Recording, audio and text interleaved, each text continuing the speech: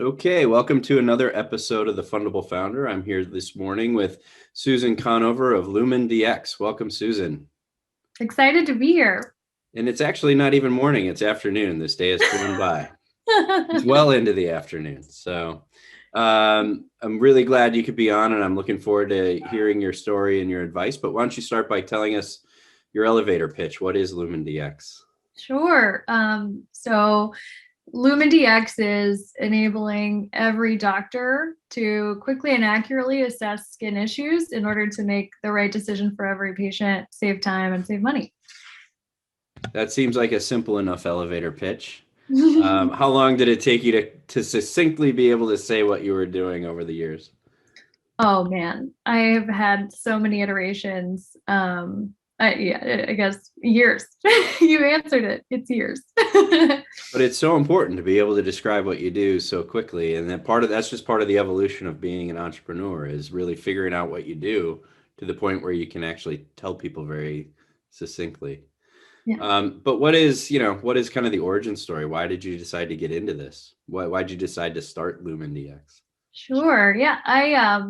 So I'm trained as a mechanical engineer, and then I worked in management consulting, and I really missed building things. So I came to MIT to go deep in product development, and I've had melanoma 3 times, and that was a really scary experience, especially the first time I was diagnosed, and it was a stage 2. So it was like right before it would have gone into like lymph nodes and distant organs, and melanoma can be pretty gnarly. So, I guess I count my lucky stars. I'm very lucky that I'm For sure. alive today and happy and healthy, but just decided to spend my thesis deep diving into what are problems and identifying skin issues and how can technology help, because I felt pretty blindsided. And through that experience learned, dermatologists are like pretty comfortable visually assessing and making a quick evaluation. They're the experts. But it's hard to get in to see a dermatologist, and like patients like me and also, frontline providers encounter the majority of skin disease cases. And, the data shows they misdiagnose about 50% of cases. And so just thought, here's a high leverage opportunity where they encounter skin every day. They do their best, but we could maybe just help them get a little bit better. And is this becoming even more important as we kind of have gone through the pandemic? I imagine people were reluctant to see the doctor, right? Where does LuminDx come into play there? Certainly. Yeah. Previously we were really focused on building an in-person app for doctors to use right when the patient's in their like room, their medical room, sorry. The examination room? Exam room, you got it. That's perfect. And then like the pandemic changed a ton, right? Definitely like visits went down for things that people were like, oh, I don't have flu-like symptoms, so I'm just going to stay home. I'm not going to seek help. But then there was a huge skyrocketing of telemedicine, and so we, like, our industry sort of really jumped forward like 10 years, and in terms of like technology adoption and development. And so now we're building both in person and remote evaluation support. But certainly like dermatologist wait times were long before, and they're super long now because people pushed off a lot of issues in 2020 that now they're like, okay, we're going to be in this a while. I better go see a dermatologist about this. And then they're actually diagnosing things at later stages as well. So Okay. there are going to be a lot of ramifications for the last 14 months for sure. Wow. And so when you decided to start this business, did you just dive headfirst right into it and just say, hey, this is my passion, this is what I want to do? Or how did that evolve? Yeah, I had the safety cushion of being able to take a lot of entrepreneurship classes and product development classes at MIT. So I felt like I had like at least intellectual knowledge of what are the different things that I need to be able to do. And so like new enterprises was a great class at MIT, and like learning tools like the business model canvas, right? A single page that summarizes the most important things about your business, right? And and then I also got a second master's degree, sort of building an early stage prototype in Singapore. And when I came back to Boston, I was like, I'm in it. I've already studied. I've seen the problem. I see how we can solve it. There are some other things to figure out, like business model and user adoption and these other things, but like, let's figure it out. And so I incorporated once I made that commitment. That's great. And so how did you think about pulling all together the pieces of like founding team, how much to develop the product, how much to develop customers while raising capital, right? Like you need to kind of pull all that together simultaneously. How did you address that problem? Yeah, it's a really hard problem to address. I just tried to keep track of all the different things, but like, for a while I was recruiting a technical co-founder, and we learned how to do that, including a lot of ways not to do that, which is like, don't send a note on a large email listserv, right, to recruit a co-founder. That's not how that works.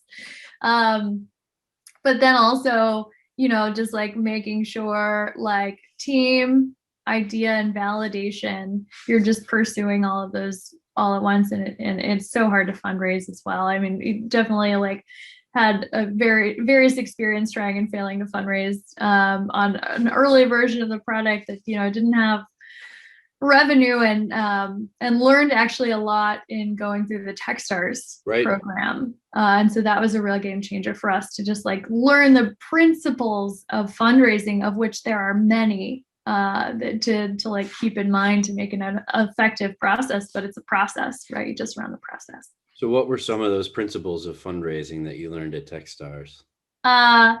So I learned like there are three numbers of like how much you're raising. There's the number you externally talk about. Yep. That there's the number you'd like to achieve, which is higher, and then there's the number you would really want to achieve. And I think what a lot of founders do is they'll be like, I'm going to be bold.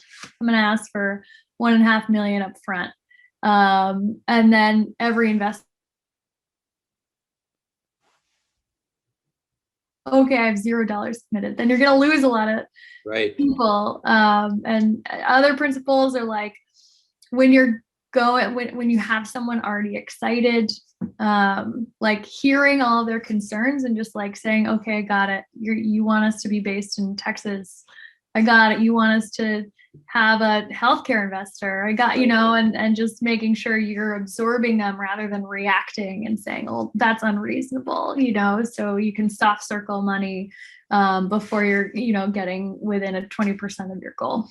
And how did you filter that feedback, like, and build kind of that internal algorithm to say, yeah, I'm not going to listen to that advice, or that's really good advice? And because a lot of founders they go into, overload, and they start listening to every single piece of feedback they're getting, and they're whipsawing back and forth. And, how did you filter all that noise? Yeah, I mean, it's a silly answer, but I kind of like depended on Techstars to filter out that noise. Because like just specifically around the example I just gave of like, how much money do you raise? I had a lot of people telling me, you need more money, you should ask for more money.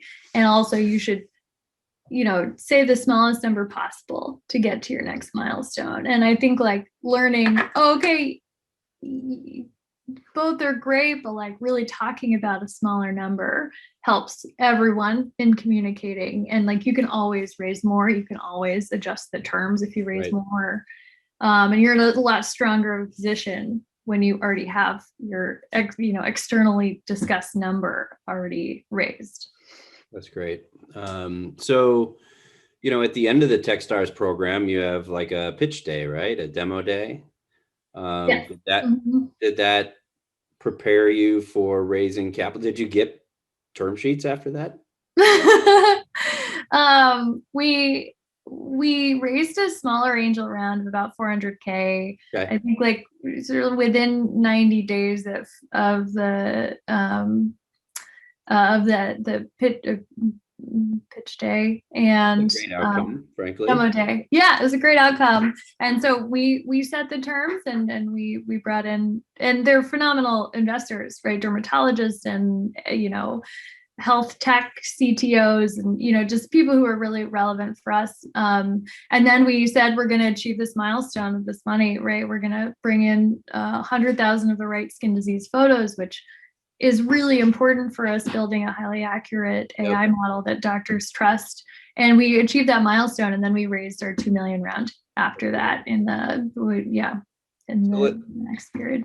Let's talk about that raise for the 2 million round. Was that a seed round or an A? What are we calling it? Seed round. Okay. Yeah. So that seed round, you were working off the 400,000 you raised. You had the milestone of 100,000 images. When and how do you start raising the $2 million round? Are you, what was your strategy for identifying the right investors and the right time to go to market and just that aspect of it? Yeah. So I'd say like January and some of February, we were prepping a lot of the materials, talking to like sort of safe and friendly VCs to say like, hey, do these milestones that we have outlined match up with how you see as an inflection point in the company? And like, what are your thoughts on this? And iterating on our deck, iterating on our, list of people we think have already invested in like a healthcare AI company, that would be, because like just qualifying all the people because like fundraising is a very time intensive, relationship intensive experience. You have to be really smart and focused about it. And then like I think we got our term sheet from our lead investor like shortly after they closed their first round of their fund like last March, or March or April period. And then it was a crazy time last March. Last March and April, yeah. Yeah, a lot of investors froze up. And so I was like, I put all this energy and effort into making this list that half these people are not investing right now anyway. But then it was for like raising 1 to 1.5 million with a few conditions, and like I mentioned, and we got to the 1 million like I think a month after we got our term sheet signed, and I was just like ready to be done with it, close it, right? It's a risky environment, but then we just kept having people be like, oh, I would like to participate. And so we got all the way up to 2 pretty quickly. Now those people that came in, those were people I'm guessing that you've been talking to for a while, right? Like, were these people that were there with you while you were in Techstars, or this is a long relationship, right? It's a good question. I think the people who like our lead investor and our healthcare lead as well, and then a few other funds that came in, we knew them for a year or longer, right? And built a relationship and sent our monthly updates and engaged with them. But we did have a lot of other people participate who were like LPs in one of the funds. Yeah. And so that actually, I think maybe like, a third of the people I've met in person and 2/3 of the people who invested in that round, I haven't met in person. Wow. That's crazy, but we're in a new world. Yeah, that is crazy. So, anything you learned in that fundraise, maybe you wish you had known at the beginning of it, or things that you just realized, like, I can't believe I was doing that. And all of a sudden there was an aha moment where you're like, oh, wait, when I say this, it's that much better. I mean, what was the kind of what you learned along the way in that fundraise? Yeah. I think like when we had the lead, we had the term sheet signed, but we didn't have all the money committed that we wanted to. That was like a harder period for me.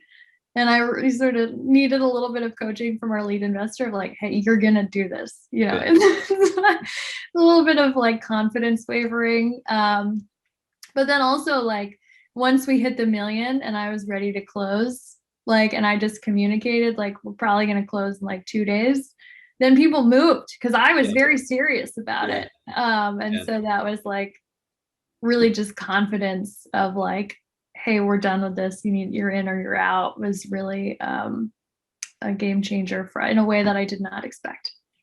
Yeah, you have to give people a reason to write that check today as opposed to writing it tomorrow, right? Exactly. Yeah. Yep. So, other than Techstars, was there anyone along the way that gave you really good advice that you leaned on and you'd just like to recognize? Yeah. So Roman Lubinsky, he's a saint. He leads like the I-Corps program and does a lot of mentorship with founders at MIT. Martha Gray and her team at MIT and Link and the Catalyst program have been phenomenal. And it's just like, I'm very fortunate to be in the role that I'm in and doing the thing that I'm doing. And like, it was totally a community effort. We were part of Mass Challenge. We have been part of various things, and they've just really, in earliest stages of a first time female founder, like, it's a tough road. We really relied on the mass resources in Massachusetts, and have been really grateful to get to where we are. And it's right, rising tide lifts all boats. Like, the community and ecosystem we have here is really special. That's great. And so you closed that round a year ago, roughly, right? A little over a year ago. Mm-hmm. And then when did you start thinking about raising the next round of funding? So we closed it like June to July line. So about a year ago. Yeah, about a year ago. And so we're planning to, start looking at a new round this August, September, once we hit our milestones that are, 12-month milestones. And so, but we've started like exploring more grant opportunities to see extension and other. But if you have hot tips for how I should be thinking about it, or grants or something, let me know. Yeah, I mean, we are very plugged in with both federal grants and state grants, so we're happy to connect on that. Any resources of capital that you're looking for, we're happy to help you with that. But it is. I asked the question about thinking about the next fundraise, because it is, almost an ongoing thing as a founder, right? You're constantly thinking about, what do I need to achieve and how do I communicate that to people? And I know for a fact that you still send out your monthly updates to potential investors. I do. And we're, Charlie, we're so excited to have you lead our next round. We may just do that. We'll certainly call on us first. Give us the first crack at it. Of course. I think you've provided a ton of great advice. We're just about out of time. I do like to finish with one question though, and that's, how would you describe yourself in one word?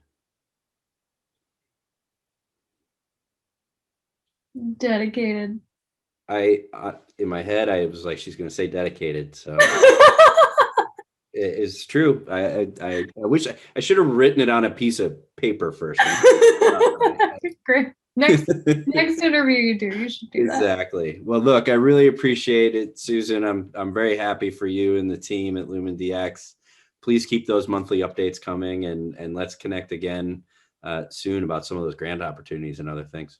Certainly. Thank you, Charlie. All right. Thanks. To innovate, invent, and disrupt? We're your partner to fuel your growth. Contact us to learn more.